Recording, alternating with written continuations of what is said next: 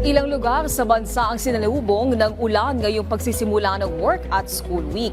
Ang dahilan niyan, alamin natin kay Pag-asa Weather Specialist Lori de la Cruz. Magandang araw sa lahat ng ating mga kababayan. Narito ang latest mula sa Pag-asa.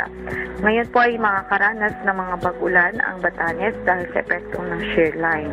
Ngayon din sa eastern section ng ating bansa, posible po ang mga pag-ulan dahil po sa epekto ng easterlies.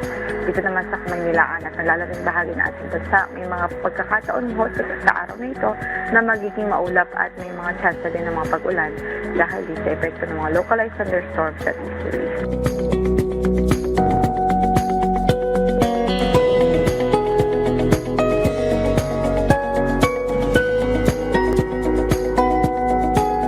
Wala tayong bagyo na minomonitor ngayon sa loob ng ating area of responsibility.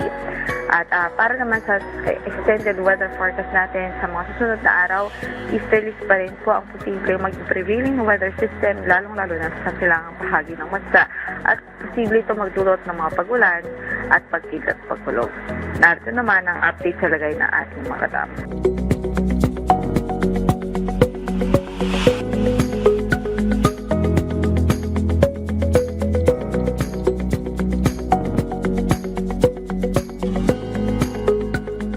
Latest mula sa Pag-asa, ito po si Lori de la Cruz. Maraming salamat Pag-asa Weather Specialist Lori de la Cruz. At paalala muli sa ating mga kababayan para maging ligtas sa lahat ng pagkakataon mula sa epekto ng pabago-bagong panahon, ugaling tumutok dito lang sa PTV Info Weather.